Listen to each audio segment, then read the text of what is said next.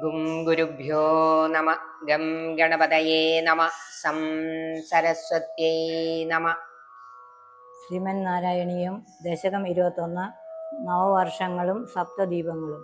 മധ്യോത്ഭവേ ഭുവൈളാവൃതനാംനി വർഷേ ഗൗരീ പ്രധാന വനിതാ ജനമാത്രഭാജി സർവേണ മന്ത്രനുദുഭി സമുപാസ്യമാനം സംഘർഷണാത്മകമതീശ്വര സംശ്രയേ ത്വം. ഈ ദശകത്തിൽ ഭൂമിയിലുള്ള 7 ദ്വീപുകൾ എന്ന് പറഞ്ഞാൽ ഭൂഖണ്ഡങ്ങൾ എന്നാണ് നമ്മൾ പഠിച്ചിട്ടുള്ളത്. അതായത് സപ്തദ്വീപുകൾ, ഭൂഖണ്ഡങ്ങൾ, അതായത് ഏഷ്യ, ആഫ്രിക്ക, അമേരിക്ക തുടങ്ങിയ ഭൂഖണ്ഡങ്ങൾ നമ്മൾ പഠിച്ചിട്ടുണ്ടല്ലോ. അവയെയാണ് ഇവിടെ ഉദ്ദേശിക്കുന്നത്. അതില് ഓരോ ഭൂഖണ്ഡത്തിലും ഏത് രൂപത്തിലുള്ള ഭഗവാനെയാണ് ആരാധിക്കുന്നത്, അതുപോലെ ആ ഭൂഖണ്ഡത്തിലൊക്കെ പ്രധാന ഉപാസകൻ, അതായത് ഭഗവാനെ ആരാധിക്കുന്നത് ആരൊക്കെ എന്നൊക്കെയാണ് ഈ ദശകത്തിൽ പ്രതിപാദിക്കുന്നത്. അതില് ആദ്യം ജംബൂദ്വീപമാണ് ഏറ്റവും വലിയ ഭൂഖണ്ഡമായ ഏഷ്യ ഭൂഖണ്ഡം. അതായത് ഏഷ്യയുടെ അന്നത്തെ പേര് ജംബുദ്വീപ് എന്നായിരുന്നു. ദ്വീപ് എന്ന് ഉദ്ദേശിക്കുന്നത് ഭൂഖണ്ഡം ആണ്. ഈ ഏഷ്യ ഭൂഖണ്ഡത്തെ തന്നെ 9 ഭാഗമായിട്ട് തിരിച്ചിട്ടുണ്ട്. അതില് ഒരു ഭാഗമാണ് നമ്മുടെ ഭാരതം. അതിന് അന്നത്തെ പേര് ഇളാവൃതം എന്നായിരുന്നു. അപ്പോ ഇളാവൃതത്തെ കുറിച്ചാണ് ആദ്യത്തെ ശ്ലോകത്തിൽ പ്രതിപാദിക്കുന്നത്. അതായത് മധ്യോത്ഭവേ, ഏകദേശം മധ്യഭാഗത്തായിട്ടാണ് ഈ ഇളാവൃതം. മധ്യോദ്ഭവേ ഭുവ ഇളാവൃത നാംനി വർഷേ. വർഷം എന്ന് പറയുമ്പോൾ നമ്മൾ സാധാരണ ഇപ്പൊ അധികം ഉപയോഗിക്കുന്നത് മഴ പെയ്യുന്നതിന് വർഷം എന്ന് പറയും, അല്ലെങ്കിൽ ഓരോ വർഷവും എന്ന് പറയും, കൊല്ലം എന്നുള്ള അർത്ഥത്തിലും വർഷം പറയും.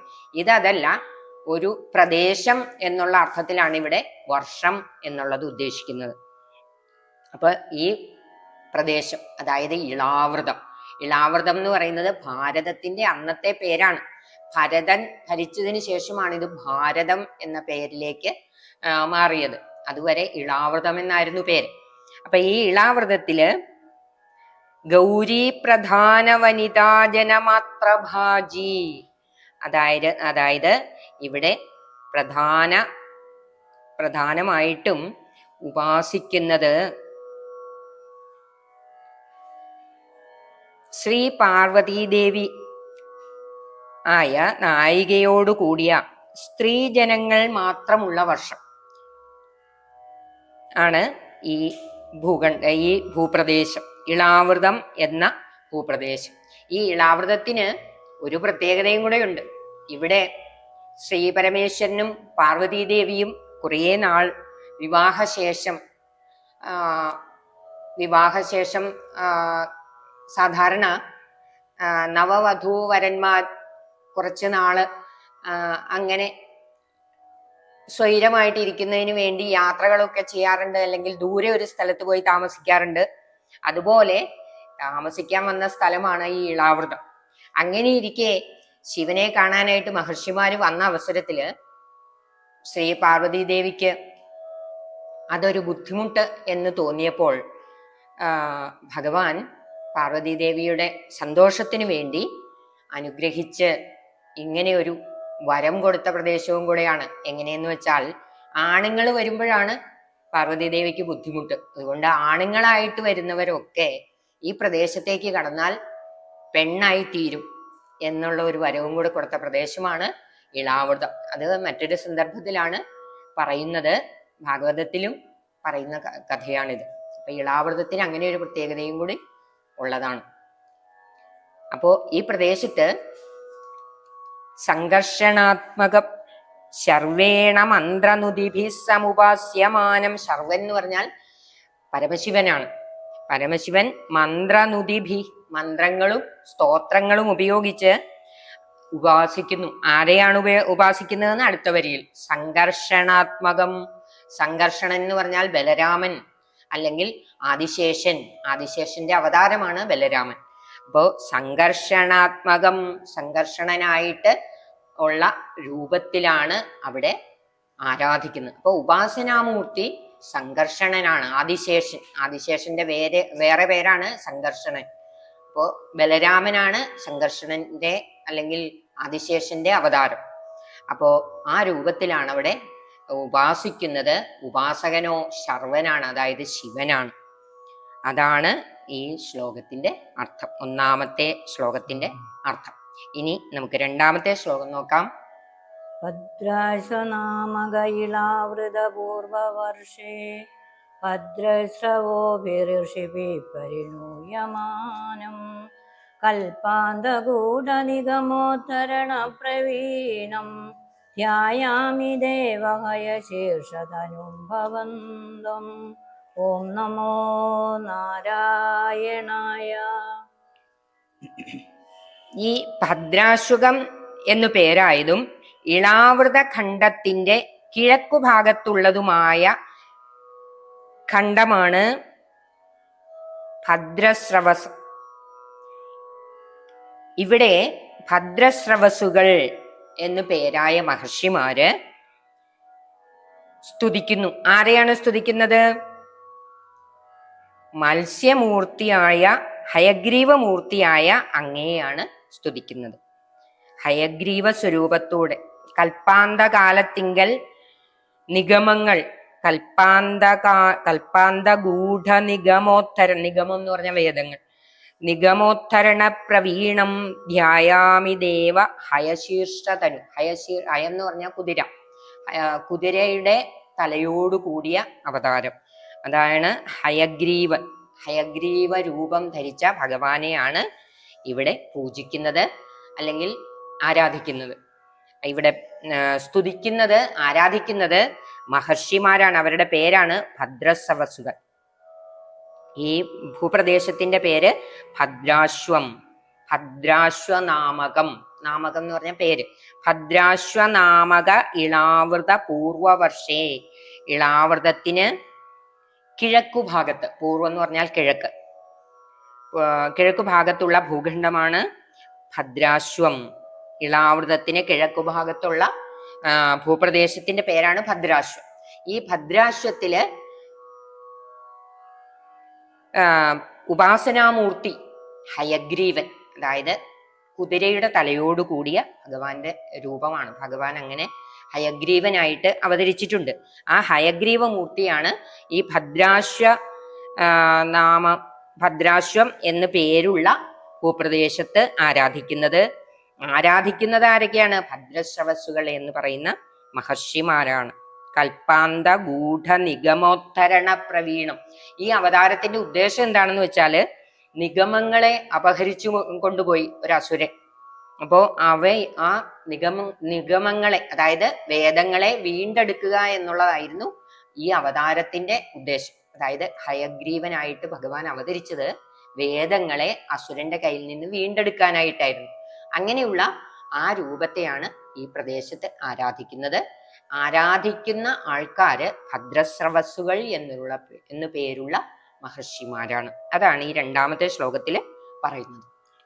ധ്യായാമി ദക്ഷിണഗതേ ഹരിവർഷവർഷേ പ്രഹ്ലാദമുഖ്യപുരുഷൈ പരിസേവ്യമാണം ഉത്തുംഗശാന്തധവളാകൃതിമേഘശുദ്ധ ജ്ഞാനപ്രദം നരഹരിം ഭഗവൻ ഭവന്തം. ധ്യായാമി, ധ്യായാമി എന്ന് പറഞ്ഞാൽ ധ്യാനിക്കുന്നു.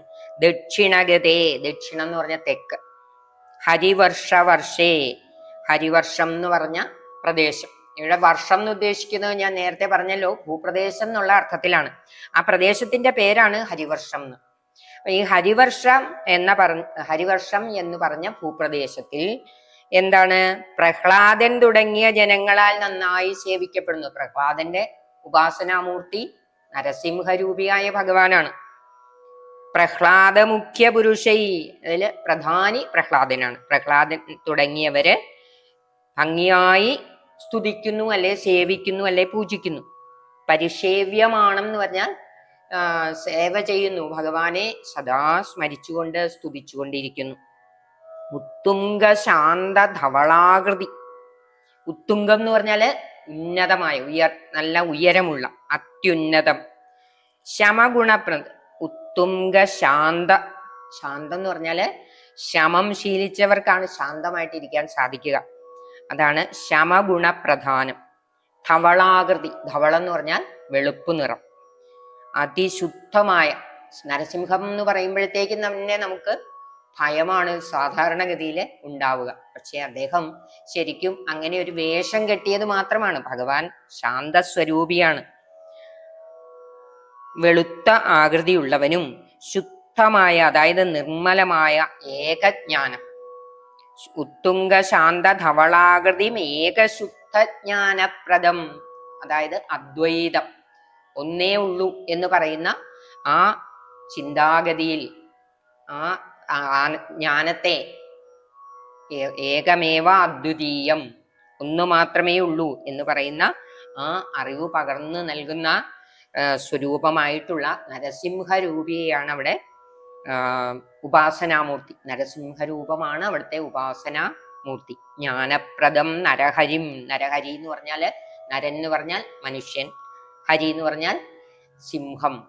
അപ്പൊ നരസിംഹം, ഭഗവൻ ഭവന്തം, അങ്ങനെയുള്ള അങ്ങയുടെ രൂപത്തെയാണ് അവിടെ ഉപാസിക്കുന്നത്. അപ്പൊ അവിടുത്തെ ഉപാസന ഹരിവർഷത്തിലെ ഉപാസനാമൂർത്തി നരസിംഹമാണ്.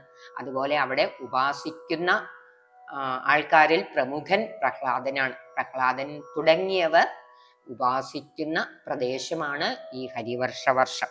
ഇത് ഇളാവൃതത്തിന് തെക്കാണ്, ദക്ഷിണഗതേ. അതാണ് ഈ മൂന്നാമത്തെ ശ്ലോകത്തിൽ പറയുന്നത്. വർഷേ പ്രതീജി ലളിതാൽമനികേതുമാലേ ലീലാവിശേഷലസിതസ്മിത ശോഭനാംഗം ലക്ഷ്മ്യാ പ്രജാപതിസുതൈശ്ച നിഷേവ്യമാണം തസ്യാ പ്രിയായ ധൃതകാമതനും ഭജേ ത്വാം.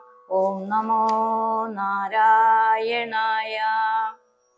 വർഷേ പ്രതീജി, അതാ ലളിതാത്മനി കേതുമാലേ. ലളിതാത്മനി എന്ന് പറഞ്ഞാൽ നല്ല സുന്ദരമായ പ്രദേശം, ചന്തം തികഞ്ഞ വടിവുള്ളതും ആയ പ്രദേശം. കേതുമാലം എന്നാണ് ആ പ്രദേശത്തിന്റെ പേര്. കേതുമാലം എന്ന പേരുള്ളതും ഇളാവൃതത്തിന്റെ പടിഞ്ഞാറാണത് സ്ഥിതി ചെയ്യുന്നത്. അതാണ് വർഷേ പ്രതീജി ലളിതാത്മനി കേതുമാലേ ലീലാവിശേഷ ലസിതസ്മിത ശോഭനാംഗം ലക്ഷ്മ്യാ പ്രജാപതിസുതൈശ്ച നിഷേവ്യമാണം തസ്യാ പ്രിയാ ധൃതകാമതനും ഭജേ ത്വാം. അവിടുത്തെ ഉപാസനാമൂർത്തി കാമദേവനാണ്. ഉപാസിക്കുന്നതോ കാമദേവൻ എന്ന് പറഞ്ഞാലും ഭഗവാന്റെ തന്നെ അവതാരമാണ്. കാമദേവന്റെ അവതാരമായ പ്രദ്യുമ്നൻ. ശ്രീഭഗവതിയും പ്രജാപതി സുതന്മാരും നന്നായി സേവിച്ചു പോരുന്നതും ആ ശ്രീഭഗവതിയുടെ പ്രീതിക്ക് വേണ്ടി കാമദേവനായി അവതരിച്ചതുമായ അങ്ങയെ ഭജിച്ചുകൊള്ളുന്നു. പ്രദ്യുമ്നനെയാണ് ഇവിടെ ഉദ്ദേശിക്കുന്നത്. പ്രദ്യുമ്നൻ അല്ലെങ്കിൽ കാമദേവന്റെ അവതാരം എല്ലാം ഭഗവാന്റെ തന്നെ അവതാരമാണ്. അപ്പൊ ലക്ഷ്മി ദേവിയാണ് ഇവിടെ ഉപാസിക്കുന്ന ഉപാസനാമൂർത്തി പ്രദ്യുമ്നൻ അല്ലെങ്കിൽ കാമദേവൻ. അതാണ് ഈ നാലാമത്തെ ശ്ലോകത്തിന്റെ അർത്ഥം. ഇനി നമുക്ക് അഞ്ചാമത്തെ ശ്ലോകം നോക്കാം. രമ്യേഹ്യുദീജിലപുരം രമ്യകനാംനി വർഷേ തത്വർഷനാഥമനുവര്യ സപര്യമാണം ഭക്തൈകവത്സലമമത്സരഹൃത്സുഭാന്തം തസ്മത്സ്യാകൃതിം ഭുവനനാഥ ഭജേ ഭവന്തം. ഓം നമോ നാരായണായ. രമ്യേഹ്യുദീചി. ഉദീചി എന്ന് പറഞ്ഞാൽ വടക്കു ഭാഗം, വടക്ക് ദിശയ്ക്കാണ് ഉദീചി എന്ന് പറയുന്നത്. രമ്യേ, സുന്ദരമായ പ്രദേശം. ആ പ്രദേശത്തിന്റെ പേരുകൊണ്ട് തന്നെ അത് സുന്ദരമാണെന്ന് നമുക്ക് മനസ്സിലാക്കാൻ സാധിക്കും. കാരണം രമ്യകം എന്നാണ് അതിന്റെ പേര്. രമ്യേഹ്യുദീചി ഖലു രമ്യക നാംനി. രമ്യകം എന്ന പേര്, നാംനി എന്ന് പറഞ്ഞ പേര്. രമ്യക നാംനി വർഷേ തദ്വർഷനാഥം അനുവര്യ സപര്യമാണം. ആ രമ്യക വർഷത്തിന്റെ നാഥനായ മനുശ്രേഷ്ഠനാൽ, ആ പ്രദേശത്തിന്റെ നാഥനായ മനുശ്രേഷ്ഠനാൽ, അതായത് വൈവസ്വത മനുവാണ് പൂജിക്കുന്നത്. ഉപാസകൻ വൈവസ്വത മനുവാണ്. ഭക്തൈകവത്സലം, ഭക്തജനങ്ങളോട് വാത്സല്യമുള്ളവരിൽ മുഖ്യനായി. അമത്സരഹൃൽ സുഭാന്തം, അമത്സരം മാത്സര്യമില്ലാതെ നിർമത്സരന്മാരുടെ ഉള്ളിൽ വിളങ്ങിക്കൊണ്ടിരിക്കുന്നവനായി എന്നാണ്. അമത്സരം എന്ന് പറഞ്ഞാൽ മാത്സര്യമില്ലാതെ. മത്സ്യാകൃതി, അതായത് ഭഗവാന്റെ ആദ്യത്തെ ദശാവതാരത്തിൽ നമ്മൾ ഒന്നാമത്തെ അവതാരമായി കണക്കാക്കുന്ന മത്സ്യാവതാര മൂർത്തിയാണ് അവിടുത്തെ ഉപാസനാമൂർത്തി. ഉപാസകൻ വൈവസ്വത മനുവാണ്. ഈ ഭൂഖണ്ഡത്തിന്റെ പേരാണ് രമ്യകം. ഏറ്റവും രമ്യമായ പ്രദേശം, സുന്ദരം.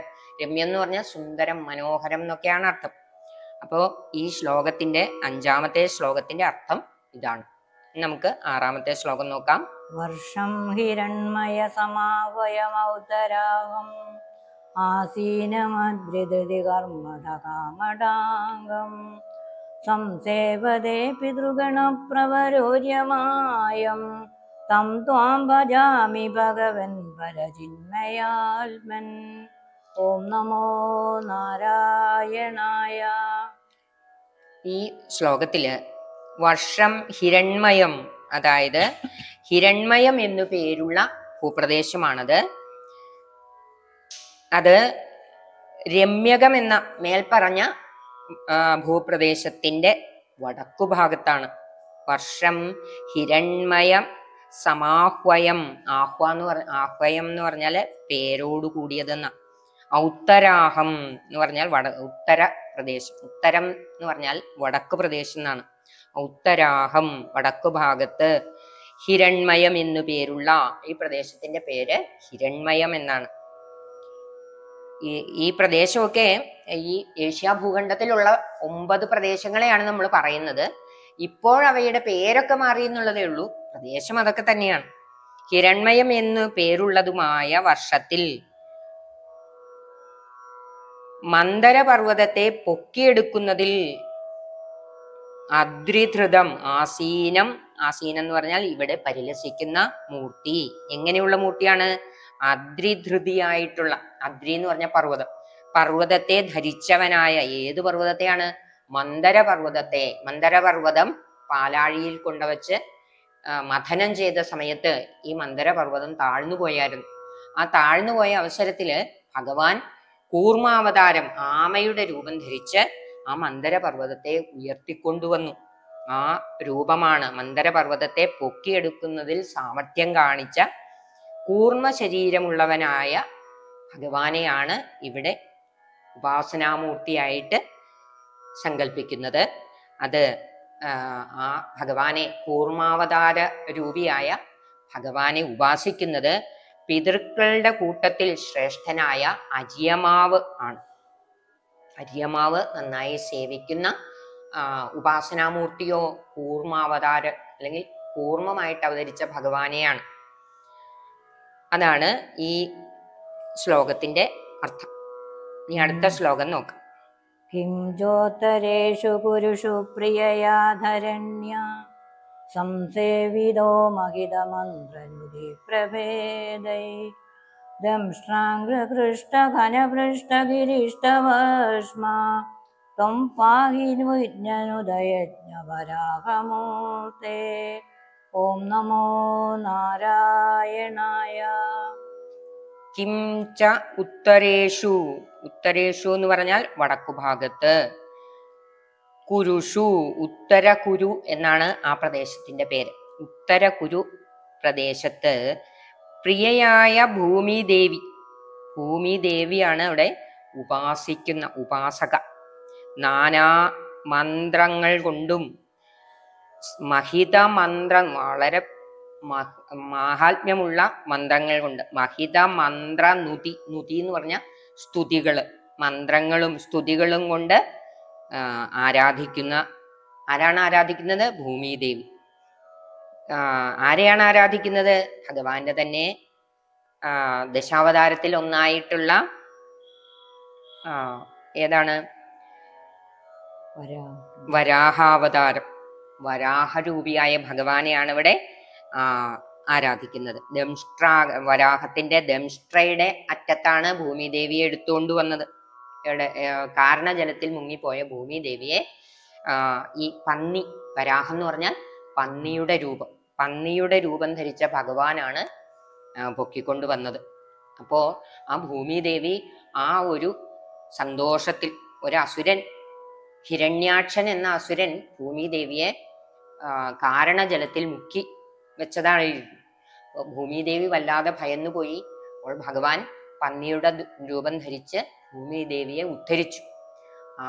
ആ ഒരു സങ്കല്പമാണ് ഈ പ്രദേശത്തെ ഉപാസനാമൂർത്തിയായ വരാഹം അല്ലെങ്കിൽ പന്നി. ഉപാസിക്കുന്നത് ഭൂമിദേവിയാണ്. ദംഷ്ട്രാഗ്രഘൃഷ്ട ഘനപൃഷ്ഠ ഗരിഷ്ഠവർഷ്മ. ദംഷ്ട്രാഗ്രം, ആ പന്നി രൂപം ധരിച്ച ഭഗവാന്റെ ദംഷ്ട്ര ആകാശത്തിലുള്ള മേഘങ്ങളെ കീറത്തക്ക വിധത്തില് ഉയരമുള്ളതായിരുന്നു. അത്ര വലിയ രൂപം ധരിച്ചായിരുന്നു ഭഗവാൻ എത്തിയത് എന്നാണ്. അങ്ങനെയുള്ള വരാഹരൂപി ത്വം പാഹി, രക്ഷിക്കൂ, എന്നെ രക്ഷിക്കൂ എന്നാണ് യജ്ഞവരാഹമൂർത്തി. വെറും പന്നിയല്ല, നമ്മുടെ കർമ്മങ്ങളെല്ലാം യജ്ഞം ആയിട്ടാണ് നമ്മൾ സങ്കല്പിക്കുക. അതായത് ഞാൻ ചെയ്യുന്നു എന്നുള്ള ഒരു തോന്നൽ, അഹങ്കാരം ഉണ്ടാക്കും. അപ്പൊ ഏത് പ്രവൃത്തി ചെയ്യുമ്പോഴും ഒരാള് തന്നെ ചെയ്യുന്നു എന്നുള്ളത് സാധ്യമായ കാര്യമല്ല. ഇതിൽ പല ഘടകങ്ങളും സഹായകമായാൽ മാത്രമേ ആ കർമ്മം ഭംഗിയാവുകയുള്ളൂ. അപ്പൊ അതിനോടൊക്കെ നമുക്കൊരു വിനയം വേണം, അതിന് അഹങ്കാരം ഉണ്ടാകാതിരിക്കാൻ. അപ്പൊ അതിനെല്ലാം നമ്മൾ എല്ലാ കർമ്മത്തെയും യജ്ഞമായിട്ടാണ് സങ്കല്പിക്കുക. അപ്പൊ പന്നി രൂപം ധരിച്ചെങ്കിലും അതിനെ നമ്മൾ യജ്ഞവരാഹം എന്നാണ് സങ്കല്പിക്കുന്നത്. വിജ്ഞനുത യജ്ഞവരാഹമൂർത്തേ. വിജ്ഞനുത, അറിവുള്ളവര്, മഹാത്മാക്കള് സ്തുതിക്കുന്ന, ജ്ഞാനികളാൽ സ്തുതിക്കപ്പെടുന്ന വരാഹമൂർത്തേ അങ്ങ് ത്വം പാഹി, രക്ഷിക്കൂ. പാഹി എന്ന് പറഞ്ഞാൽ രക്ഷിക്കൂ എന്നാണ് അർത്ഥം. എല്ലാവരെയും രക്ഷിക്കൂ, എന്നെ മാത്രമല്ല. നമ്മുടെ ഭാരതീയരുടെ പ്രാർത്ഥനകളെല്ലാം അങ്ങനെയാണ്. ലോകാ സമസ്താ സുഖിനോ ഭവന്തു. എന്നെ രക്ഷിക്കൂ, എന്നെയും എൻ്റെ കുടുംബത്തെയും രക്ഷിക്കൂ, അല്ലെങ്കിൽ എൻ്റെ നാടിനെ രക്ഷിക്കൂ. ഇങ്ങനെയൊന്നും നമ്മൾ സങ്കുചിതമായ ചിന്താഗതി ഉള്ളവരല്ല. ലോകം മുഴുവനും ഉൾക്കൊണ്ടുകൊണ്ടാണ് നമ്മൾ നമ്മുടെ പ്രാർത്ഥനയും പ്രവർത്തനങ്ങളും എല്ലാം. എൻ്റെ നന്മയ്ക്ക് മാത്രം, അല്ലെങ്കിൽ എൻ്റെ കുടുംബത്തിന്റെ നന്മയ്ക്ക് മാത്രം അങ്ങനെ ഒരു കർമ്മം നമുക്കില്ല. നമ്മൾ എന്തു ചെയ്യുമ്പോഴും അതെല്ലാവർക്കും പ്രയോജനപ്പെടുമോ എന്ന് നോക്കി മാത്രമാണ് ആ പ്രവർത്തനത്തിൽ ഏർപ്പെടുന്നത്. അപ്പൊ അതാണ് ഇവിടെ സൂചിപ്പിക്കുന്നത്. യജ്ഞനുത ത്വം പാഹി വിജ്ഞനുത യജ്ഞവരാഹമൂർത്തേ. വിജ്ഞനുത, നുത എന്ന് പറഞ്ഞാൽ സ്തുതിക്കുക, വിജ്ഞൻ എന്ന് പറഞ്ഞാൽ ജ്ഞാനികൾ. വിജ്ഞനുത യജ്ഞവരാഹമൂർത്തേ. നമുക്കിനി അടുത്ത ശ്ലോകം നോക്കാം. യാമ്യാം ദിശം ഭജതി കിം പുരുഷാഖ്യവർഷേ സംസേവിതോ ഹനുമതാ ദൃഢഭക്തിഭാജ സീതാഭിരാമ പരമാത്ഭുതരൂപശാലി രാമാത്മക പരിരസൻ പരിപാഹി വിഷ്ണു. ഓം നമോ നാരായണായ. യാമ്യാം ദിശം ഭജതി കിം പുരുഷാഖ്യവർഷേ. ഇളാവൃതത്തിന്റെ തെക്ക്, ഹരിവർഷത്തിന്റെ തൊട്ടു തെക്കു ഭാഗത്ത്. ഇളാവൃതത്തിന്റെ തെക്കാണ് ഹരിവർഷം. ആ ഹരിവർഷത്തിനും തെക്കുഭാഗത്തായിട്ടുള്ള പ്രദേശത്തിന്റെ പേരാണ് കിംപുരുഷ വർഷം. ഈ കിംപുരുഷ വർഷത്തില് ഉപാസകനായിട്ടിരിക്കുന്നത് ഹനുമാനാണ്. ഹനുമാൻ ദൃഢഭക്തിയുള്ളവനാണ്. ദൃഢഭക്തി ഭാജ, ഉറച്ച ഭക്തി ഉള്ളവനാണ്. ആരിലാണ് ഹനുമാൻ ഉറച്ച ഭക്തി എന്ന് എല്ലാവർക്കും തന്നെ അറിയാം. ശ്രീരാമന്റെ പരമഭക്തനാണ് ഹനുമാൻ. സീതാഭിരാമ പരമാത്ഭുത രൂപശാലി രാമാത്മക. ശ്രീരാമനാണ് ഇവിടുത്തെ ഉപാസനാമൂർത്തി. ഭജിക്കുന്നതോ ഹനുമാൻ. അപ്പൊ അതാണ് കിംപുരുഷ വർഷത്തിന്റെ പ്രത്യേകത. യാമ്യാം ദിശം ഭജതി കിംപുരുഷാഖ്യ. ആഖ്യ എന്ന് പറഞ്ഞാൽ പേര്. കിംപുരുഷം എന്ന് പേരായ വർഷം എന്നാണ് അതിന്റെ അർത്ഥം. കിംപുരുഷാഖ്യ വർഷേ സംസേവിതോ സേവിക്കുന്നത്, സംസേവിതം എന്ന് പറഞ്ഞാൽ നല്ലവണ്ണം സേവിക്കുന്നത്. ഹനുമതാ ദൃഢഭക്തിഭാജ, നല്ല ഉറച്ച ഭക്തിയുള്ള ഹനുമാൻ ഭജിക്കുന്നത്. സീതാഭിരാമ പരമാത്ഭുത രൂപശാലി രാമാത്മക പരിലസൻ പരിപാഹി. ഇവിടെയും പരിപാഹി എന്ന് പറഞ്ഞു, എന്നെ നല്ലവണ്ണം രക്ഷിക്കണേ, അല്ലെങ്കിൽ ഞങ്ങളെ നല്ലവണ്ണം രക്ഷിക്കണേ എന്നാണ് ഈ ശ്ലോകത്തിന്റെ അർത്ഥം. ശ്രീനാരദേന സഹ ഭാരതഖണ്ഡമുഖ്യൈ ത്വം സാഖ്യയോഗനുരുവേ സമുപാസ്യമാന ആകൽപകാലമിഹ സാധുജനാഭിരക്ഷി നാരായണോ നരസഖ പരിപാഹി ഭൂമൻ. ഓം നമോ നാരായണായ.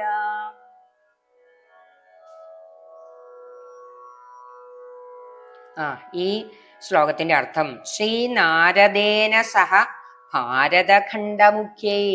ഇവിടെ ഭാരതഖണ്ഡത്തിന്റെ കാര്യമാണ് പറയുന്നത്. ഭാരതഖണ്ഡമുഖ്യൈ ത്വം സാഖ്യയോഗനുതിഭി സമുപാസ്യമാന. സാഖ്യയോഗം കൊണ്ട് സ്തുതിക്കുന്നത്. ശ്രീനാരദൻ സാഖ്യയോഗ സംബന്ധമായ സ്തുതികളെ കൊണ്ട് ഉപാസിക്കുന്നു. സമുപാസ്യം എന്ന് പറഞ്ഞാൽ സമ്യക്കായ രീതിയിൽ ഉപാസിക്കുക, നല്ല രീതിയിൽ ഉപാസിക്കുക, ഭജിക്കുക. ഉപാസിക്കുക എന്ന് പറഞ്ഞാൽ ഭജിക്കുക എന്നർത്ഥം. ആകൽപകാലമിഹ സാധുജനാഭിരക്ഷി. ആകൽപകാലം അതായത് കൽപ്പാന്തത്തോളം എന്നാണ് അർത്ഥം. ഈ കൽപ്പം കഴിയുന്നത് വരെ സാധുജനങ്ങളെ സംരക്ഷിച്ചുകൊണ്ട് പരിലസിക്കുന്ന നാരായണോ നരസഖ. നാരായണനും നരനും, അതായത് നരനാരായണ മൂർത്തിയെയാണ് ഈ ഭാരതഖണ്ഡത്തില് ഉപാസിക്കുന്നത്. നരനാരായണ അവതാരത്തെയാണ് ഈ ഭാരതത്തിലെ ഉപാസനാമൂർത്തി. ഉപാസിക്കുന്നതോ നാരദേന സഹ. നാരദൻ ആണ് പ്രധാനമായിട്ട് ഉപാസകൻ. ഭാരതഖണ്ഡത്തിലെ പ്രധാന ഉപാസകൻ നാരദനാണ്. ഉപാസനാമൂർത്തി നരനാരായണന്മാരാണ്. ശ്രീനാരദേന സഹ ഭാരതഖണ്ഡമുഖ്യൈ ത്വം സാഖ്യയോഗനുതിഭിഹി സമുപാസ്യമാനഃ. ഉപാസിക്കപ്പെടുന്ന ആകൽപകാലമിഹ സാധുജനാഭിരക്ഷി. കൽപ്പാന്തകാലം, ആകൽപകാലം എന്ന് പറഞ്ഞാല് ഈ കൽപ്പം തീരുന്നത് വരെ സാധുജനാഭിരക്ഷി, സാധുജനങ്ങളെ രക്ഷിച്ചുകൊണ്ട് നാരായണോ നരസഖ, അതായത് നരനാരായണന്മാര്. പരിപാഹി ഭൂമൻ, പരിരക്ഷിക്കണേ, അങ്ങേ ഭജിക്കുന്ന എല്ലാവരെയും പരിരക്ഷിക്കണേ എന്നാണ് ഈ ശ്ലോകത്തില് പറയുന്നത്. നമുക്കിനി അടുത്ത ശ്ലോകം നോക്കാം. ളാക്ഷേർക്കരൂപമയി ശാൽമലൈന്ദുരൂപം ദീപേ ഭജന്തി കുശനാമനി വന്യരൂപം ക്രൗഞ്ചേമ്പുരൂപമധവായുമയം ജശാകേ ത്വം ബ്രഹ്മരൂപമഭിപുഷ്കരനാംനി ലോക.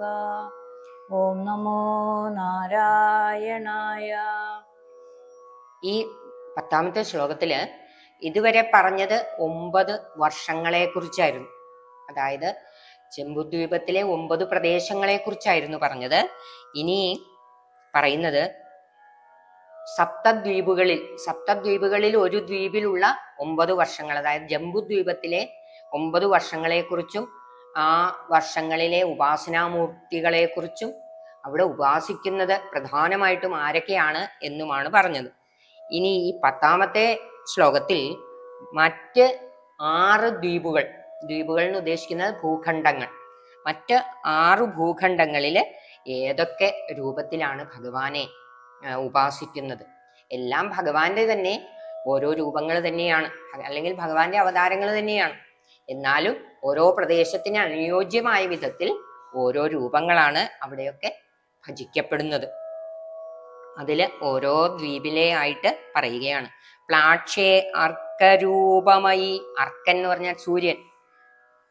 അല്ലയോ ഭഗവാനെ, പ്ലാക്ഷ ദ്വീപിൽ, പ്ലാക്ഷം എന്നു പേരുള്ള ദ്വീപ്, നമുക്ക് ഇപ്പോൾ അറിയാവുന്ന ആഫ്രിക്ക, ഓസ്ട്രേലിയ, അമേരിക്ക ഇങ്ങനെയുള്ള പേരുകൾക്ക് മുമ്പ് പണ്ടുണ്ടായിരുന്ന പേരാണ് പ്ലാക്ഷം എന്ന പേര്. ആ ദ്വീപിന്റെ പേര് പ്ലാക്ഷം എന്നാണ്. അവിടെ ഭജിക്കുന്ന അല്ലെങ്കിൽ അവിടെ ഉപാസിക്കപ്പെടുന്നത് ആദിത്യ സ്വരൂപിയായ ഭഗവാനാണ്, സൂര്യസ്വരൂപിയായ ഭഗവാനെയാണ്. സൂര്യനെയാണ് അവിടെ ഉപാസിക്കുന്നത്. ശാൽമല ദ്വീപിൽ ചന്ദ്രരൂപൻ, ശാൽമലം എന്നു പേരായ ഭൂഖണ്ഡത്തില് ചന്ദ്രസ്വരൂപനായ ഭഗവാനെയാണ് ഉപാസിക്കുന്നത്. കുശം എന്നു പേരായ ദ്വീപത്തിൽ അഗ്നിസ്വരൂപന്, അഗ്നിയാണ് അവിടുത്തെ ഉപാസനാമൂർത്തി. ക്രൗഞ്ചം എന്നു പേരായ ദ്വീപില് ജലസ്വരൂപൻ, അതായത് വരുണൻ, വരുണദേവനെയാണ് അവിടെ ഉപാസിക്കുന്നത്. ശാഖദ്വീപിൽ, ശാഖദ്വീപ് എന്നാണ് ഒരു ഭൂഖണ്ഡത്തിന്റെ പേര് അന്നുണ്ടായിരുന്നത്. അവിടെ ആകട്ടെ വായു ഭഗവാനെയാണ് ആരാധിക്കുന്നത്. പുഷ്കരം എന്ന ദ്വീപിൽ, പുഷ്കരം എന്നാണ് മറ്റൊരു ഭൂഖണ്ഡത്തിന്റെ പേര്. ആ പ്രദേശത്ത് പരബ്രഹ്മസ്വരൂപൻ ആയ അങ്ങേ, അതായത് പരബ്രഹ്മമായിട്ടാണ് ഭഗവാനെ, നിർഗുണ പരബ്രഹ്മമായിട്ടാണ് ഉപാസിക്കുന്നത്. ഇനി നമുക്ക് അടുത്ത ശ്ലോകം നോക്കാം.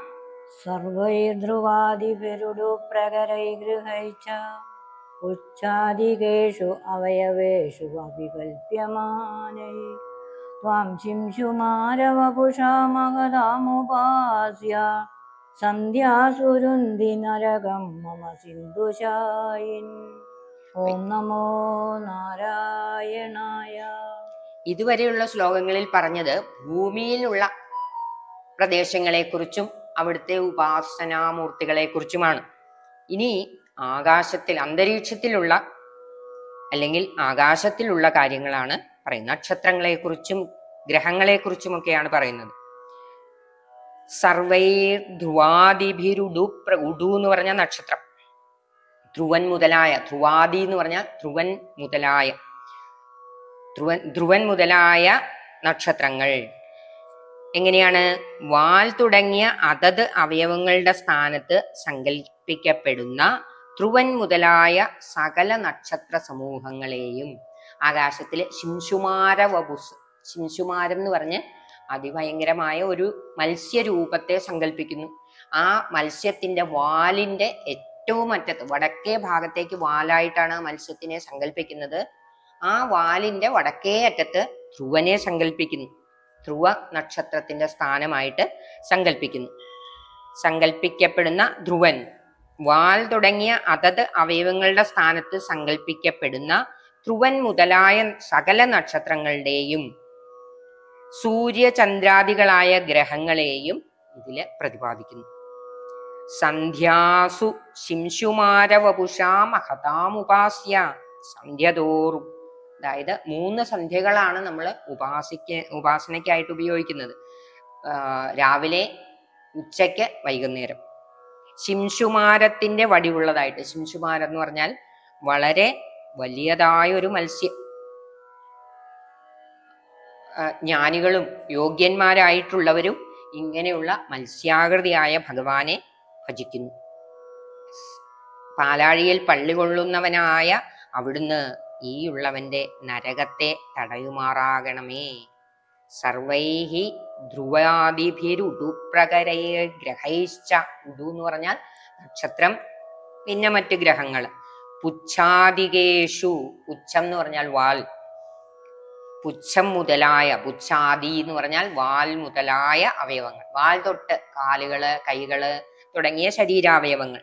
ആ മത്സ്യത്തിന്റെ വാല് തൊട്ട് ഓരോ അവയവങ്ങളിലും ഓരോ നക്ഷത്രങ്ങളെയും ഗ്രഹങ്ങളെയും സങ്കല്പിക്കുന്നു. അതാണ് ഈ ശിംശുമാര വപുസ്. ശിംശുമാരം എന്ന് പറഞ്ഞാൽ ഒരു മീൻ. ആ മീനിന്റെ വാലിന്റെ ഏറ്റവും അറ്റത്ത്, ഏറ്റവും വടക്കേ അറ്റത്ത്, അതായത് ആ മീനിന്റെ വാൽഭാഗം വടക്കോട്ടാണ്. ആ വാലില് ഏറ്റവും വടക്കു ഭാഗത്ത് ധ്രുവൻ. പുച്ഛാദികേഷു, പിന്നെ ഓരോ അവയവങ്ങളിലും ഓരോരോ നക്ഷത്രങ്ങളെ സങ്കല്പിക്കുന്നു. പുച്ഛാദികേഷു അവയവേഷു അഭികൽപ്യമാനെ, അങ്ങനെ സങ്കല്പിക്കുന്നു. അഭികൽപ്യമാനം എന്ന് പറഞ്ഞാൽ സങ്കല്പിക്കുകയാണ്. ത്വം ശിംശുമാര വപുഷ, അങ്ങനെയുള്ള ആ ശിംശുമാര വപുസ് സ്വീകരിച്ചിരിക്കുന്ന ഭഗവാനെ, സ്വീകരിച്ചതായി സങ്കല്പിക്കുന്നു. നമ്മളിപ്പോ ഒരു കല്ലില് ഭഗവാനെ സങ്കല്പിക്കുമ്പോ കല്ല് ഭഗവാനാണോ എന്ന് ചോദിക്കുന്നത് പോലെ നമ്മൾ ആകാശത്തിൽ അങ്ങനെ ഒരു മത്സ്യരൂപത്തെ ചിന്തിക്കുന്നു. എന്താണെന്ന് വെച്ചാൽ നമ്മൾ എന്ത് കാണുമ്പോഴും ഈശ്വരനെ ഓർമ്മ വരണം. അതിന് ഓരോരോ രീതികൾ സ്വീകരിക്കുന്ന ഉള്ളതേ ഉള്ളൂ. അങ്ങനെയുള്ള ആ ശിംശുമാര വപുസിനെ മഹതാമുപാസ്യ, അറിവുള്ളവരാണ്, അറിവില്ലാത്ത മണ്ടന്മാര് ചെയ്യുന്ന കാര്യങ്ങളല്ല ഇത്. മഹതാം, മഹാത്മാക്കള് അങ്ങനെ ഉപാസിക്കുന്നു. സന്ധ്യാസു, സന്ധ്യ തോറും ഭഗവാനെ അങ്ങനെ ശിംശുമാര വപുസ് സങ്കൽപ്പിച്ച് ഉപാസിക്കുന്നു. അങ്ങനെയുള്ള ഭഗവാനെ എന്റെ നരകം ഇല്ലാതെയാക്കണേ. നരകം, രുന്ധി നരകം, രുന്ധി എന്ന് പറയാ രുന്ധി എന്ന് പറഞ്ഞാൽ ഇല്ലാതാക്കുക അല്ലെങ്കിൽ തടയുക.